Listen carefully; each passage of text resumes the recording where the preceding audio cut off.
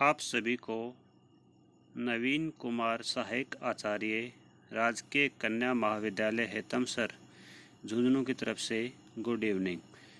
आज हम पढ़ेंगे बीए पाठ द्वितीय वर्ष की मानव भूगोल का एक बहुत ही बढ़िया चैप्टर है ग्रिफिथ टेलर का प्रवास कटिबंध सिद्धांत, जो अनेक परीक्षाओं में इस सिद्धांत से संबंधित बहुत सारे प्रश्न आज तक पूछे गए हैं और आगे भी पूछे जाते रहेंगे। आपके बीए पाठ द्वितीय वर्ष के लिहाज से भी ये सिद्धांत बहुत ही महत्वपूर्ण है, क्योंकि जब हम मानव भूगोल पढ़ते हैं तो हम मनुष्य का अध्ययन करते हैं। बीए पाठ प्रथम वर्ष में, जैसा कि आप जानते हैं, हमने भौतिक भूगोल के अंतर्गत हमारी पृथ्वी की स्थल आकृतियों का वर्णन किया, सीखा, और इस वर्ष हम बात कर रहे हैं उस पृथ्वी का ऊपर रहने वाले मानव की, यानी मानव भूगोल की। तो बात करते हैं हम सीधे टॉपिक पर। ग्रिफिथ टेलर ने प्रवास कटिबंध सिद्धांत जो दिया है वो उन्होंने सबसे पहले जो डार्विन का विकासवाद सिद्धांत है उससे प्रभावित होकर दिया है, और इसको इन्होंने सन 1919 में हमारे सामने प्रस्तुत किया। इनकी थ्योरी ये कहती है कि प्रजातियों का उद्भव जो है इन्होंने अपने अलग तरीके से प्रस्तुत किया है। इससे पहले जो प्रजातियों का उद्भव था वो ये माना गया कि प्रजातियां वहीं विकसित हुई और आज भी वहीं मौजूद हैं, लेकिन इनका मानना अलग था। इन्होंने ये माना है कि प्रजातियों के उद्भव के बाद वो एक स्थान से दूसरे स्थान पर प्रवासित हुई हैं। इन्होंने इसके अन्य नाम भी दिए हैं, कटिबंधीय प्रवास सिद्धांत या प्रखंड एवं संस्तर सिद्धांत।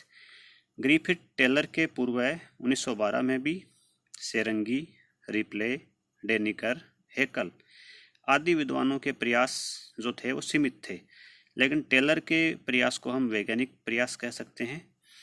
इन्होंने अपना सिद्धांत जो दिया प्रखंड और संस्तर के माध्यम से दिया।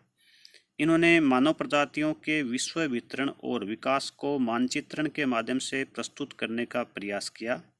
इनके सिद्धांत को हम मानेंगे संस्तर और प्रखंड सिद्धांत। इस सिद्धांत के अनुसार मानव प्रजातियों का आदि उद्भव क्षेत्र जो है वो मध्य एशिया है, यानी कि मध्य एशिया में आप मान सकते हैं आज के जो ईरान, इराक, सीरिया, इन क्षेत्रों को हम मध्य एशिया कह सकते हैं। तो इन्होंने आदि उद्भव क्षेत्र का अर्थ है कि जो सबसे प्रारंभिक मानव था वो इस मध्य एशिया में उत्पन्न हुआ और उसके बाद वो वहाँ से अन्य क्षेत्रों में जा करके बस गया। जलवायु परिवर्तन से उत्पन्न शुष्कता ने इस प्रखंड में वनस्पतियों के आवरण को नष्ट कर दिया, जिसके फलस्वरूप भोजन की तलाश में मानव समुदाय अपने आदि स्थल को छोड़ने के लिए बाध्य हुआ और अनेक मार्गों का अनुसरण कर नए नए क्षेत्रों में फैलता चला गया। जिस समूह ने सबसे पहले प्रस्थान किया वह चलते हुए महाद्वीपों के अंतिम छोर तक पहुंच गया। मानव समूह का स्थानांतरण अनेक चरणों में हुआ है। जो समूह बाहर गया वह कुछ समय तक एक स्थान पर रुकने के बाद पुनः आगे बढ़ता गया। इस प्रकार प्रवासीय समूह नए परिवेश से सामंजस्य स्थापित करता रहा। इसके फलस्वरूप उसके शारीरिक स्वरूपों जैसे सिर, बाल, नाक, कद, रंग आदि में बदलाव आता गया। आप देखते हैं कि अनेक प्रजातियों के सिर के बाल जो होते हैं वो अलग अलग होते हैं। सिर की जो साइज़ होती है वो अलग अलग होती है। नाक कहीं चपटी दिखाई देती है, कहीं लंबी दिखाई देती है। ऐसे ही कद और रंग में भी फर्क पाया जाता है।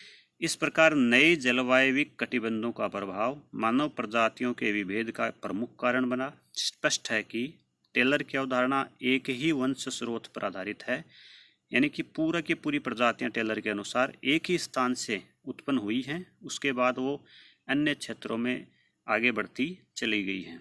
अपने अध्ययन में टेलर ने प्रतिपादित किया कि सबसे पहले प्रवास अफ्रीका की ओर हुआ, क्योंकि स्थल मार्ग की सुगमता, जैसा कि आप जानते हैं कि मध्य एशिया से स्थल मार्ग के द्वारा आप अफ्रीका महाद्वीप में जा सकते हैं। तो यही टेलर ने बताने का प्रयास किया है कि सबसे पहला प्रवास अफ्रीका की ओर हुआ, क्योंकि स्थल मार्ग की सुगमता और निकटता इसके प्रमुख कारण हो सकते हैं। दूसरा समूह है मलेशिया होता हुआ ऑस्ट्रेलिया की ओर गया। तीसरा साइबेरिया होता हुआ बेरिंग सागर को पार कर गया और अलास्का के रास्ते से अमेरिका में प्रवेश किया। कटिबंधीय प्रसार का जो इस प्रकार से टेलर ने अपना अध्ययन किया है, इसमें उन्होंने आगे बताया है, इन प्रखंडों के सीमांत क्षेत्रों में मानव समुदाय के शारीरिक लक्षण सबसे अधिक परिवर्तित हुए, क्योंकि इनका संबंध आदि स्थल से सबसे पहले विखंडित हुआ और नए परिवेश में इन्हें सबसे अधिक समय तक निवास करना पड़ा। मध्य एशिया से सबसे बाद में प्रस्थान करने वाली प्रजातियों के शारीरिक लक्षण अपेक्षाकृत समान रहे।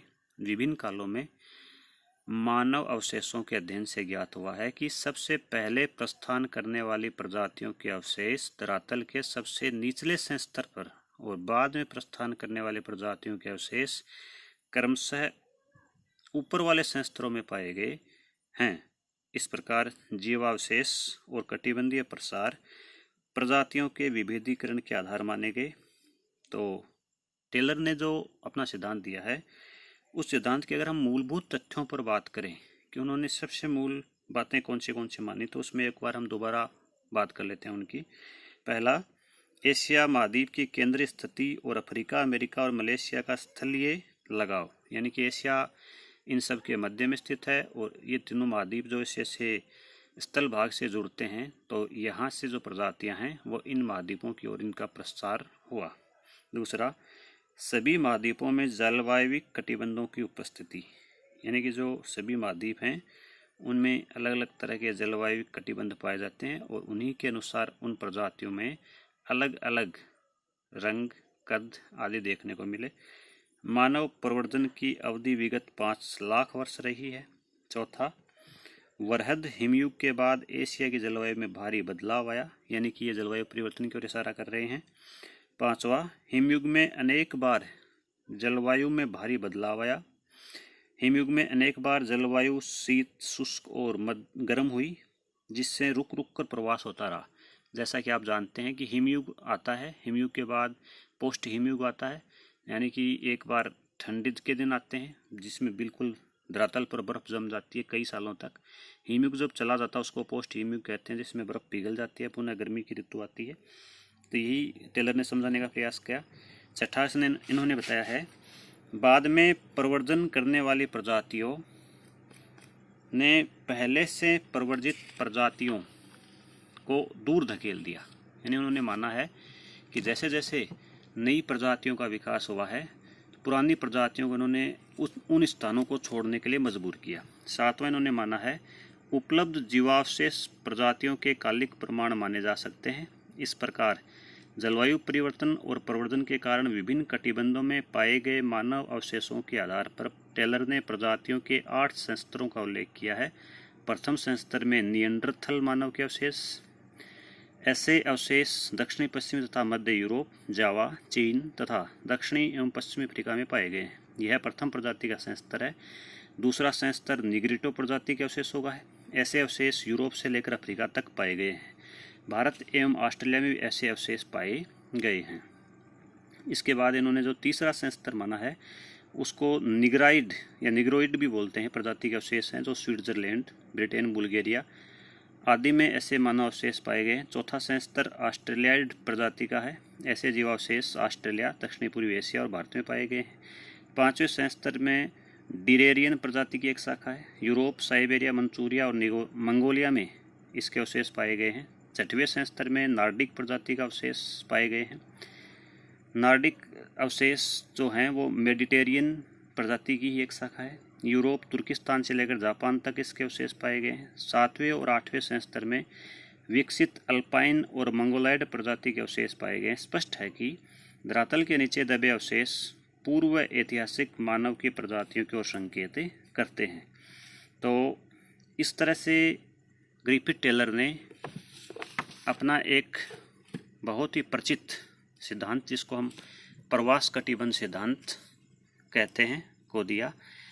आज के लिए मैं आपको जो हमारी शुरुआती क्लास है इतना ही दूंगा। आप इसको अधिक से अधिक देखें, अपने जो अन्य साथी हैं आपके साथ पढ़ने वाले उनको भी बताएं, जो हमारी इस ऑनलाइन क्लास का यूट्यूब के माध्यम से फ़ायदा उठा सकें।